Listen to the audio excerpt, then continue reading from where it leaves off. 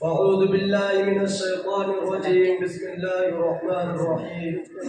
لا تقتلوا النفس التي حرم الله إلا بالحق. صدق الله العظيم. رلاتی ہے تیری حالت اے مسلمان مجھ کو، رلاتی ہے تیری حالت اے مسلمان مجھ کو، کیا عبرت خیز ہے تیرا فسانہ سب فسانوں میں۔ صدر دی وقار قابل قدر حضرات حکم، آج آپ ریڈیو اور ٹیلی ویژن پر سنتے ہیں کہ فلاں جگہ دہشت گردی ہو رہی ہے، فلاں جگہ دہشت گردی پھیلانے کی کوشش کی جا رہی ہے۔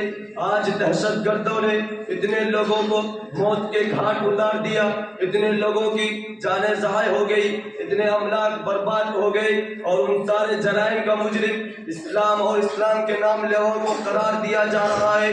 میں اس مختصر وقت میں آپ کو یہ بتانا چاہتا ہوں کہ دہشت گرد کون ہے، پوری دنیا میں دہشت گردی پھیلانے والے کون ہیں، دنیا کے امن و امان اور چین و سکون کو چھیننے والے کون ہیں، روئے زمین کے باشندوں کی نیندیں کس نے حرام کر رکھی ہے، کیا اس کے ملزم واقعتاً اسلام اور اسلام کے نام لیوا ہے؟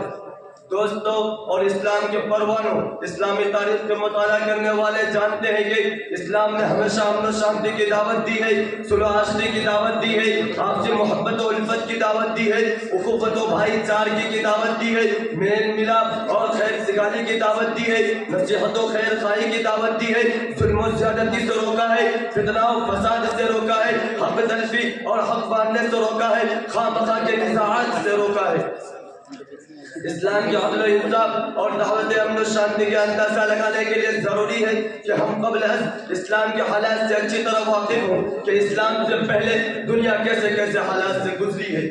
دوستو، چھٹی صدی عیسوی میں دنیا بڑی اضطرابی اور بے قراری کی حالت میں اپنے لمحات گزار رہی تھی، ہر طرف فتنہ و فساد پھیلا ہوا تھا، دوسروں پر ظلم و زیادتی کرنے کو اپنی بڑائی کی دلیل سمجھی جاتی تھی، دوسروں کے حقوق کو دبانا ایک قابل فخر کارنامہ سمجھا جاتا تھا، ایک بادشاہ کا دوسرے بادشاہ کے ملک میں داخل ہو کر خون خرابہ کرنا ایک قابل قدر کارنامہ تسلیم کیا جاتا تھا، غریب و نادار اور معذور لوگوں کو معاف تک نہیں کیا جاتا تھا، شیر خوار بچے کو دیوار پر زور سے مارا جاتا جس سے بچے کا بھیجا نکل کر باہر آ جاتا تھا۔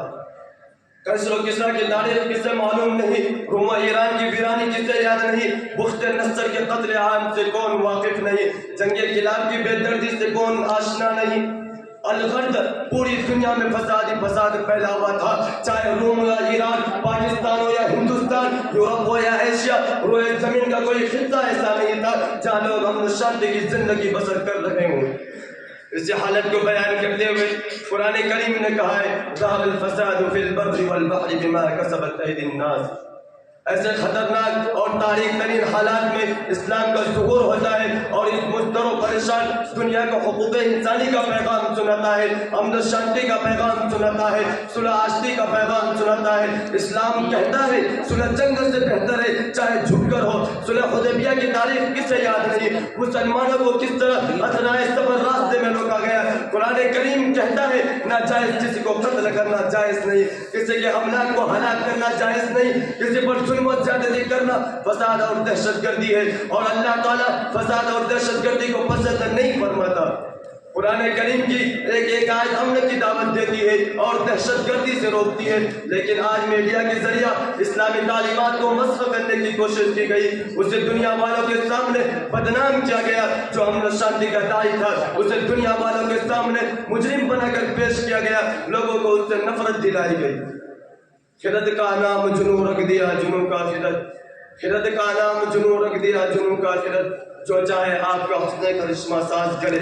لیکن میں پوچھتا ہوں اے اسلام کو بدنام کرنے والوں، اگر اسلام ایک دہشت گرد مذہب ہے تو نبی صلی اللہ علیہ وسلم کے زمانے میں دہشت گردی کیوں نہیں؟ ابو بکر رضی اللہ عنہ کے زمانے میں دہشت گردی کیوں نہیں؟ عمر فاروق رضی اللہ عنہ کے زمانے میں دہشت گردی کیوں نہیں؟ عثمان غنی رضی اللہ عنہ کے زمانے میں دہشت گردی کیوں نہیں؟ علی حیدر رضی اللہ عنہ کے زمانے میں دہشت گردی کیوں نہیں؟ خلافت بنی امیہ کے زمانے میں دہشت گردی کیوں نہیں؟ مغلیہ سلطنت کے زمانے میں دہشت گردی کیوں نہیں؟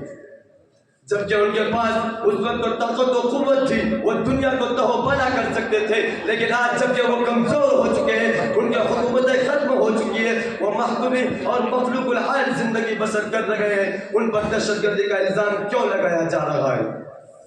مسلمانوں، میں ان درندے یہودیوں سے پوچھنا چاہتا ہوں کہ اے نام نہاد امن قائم کرنے والوں، اگر تم واقعتاً امن قائم کرنا چاہتے ہو تو خود دہشت گردی کرنا چھوڑ دو، دوسروں کی ذلت و آبروریزی کرنا چھوڑ دو، دنیا میں امن قائم ہو جائے گا، دنیا سے دہشت گردی ختم ہو جائے گی۔ یہی دہشت گردی کے خاتمے کا اصل علاج ہے۔ اللہ تعالی ہم سب کو اور دنیا کے تمام مسلمانوں کو دہشت گردی سے بچنے کی توفیق عطا فرمائے۔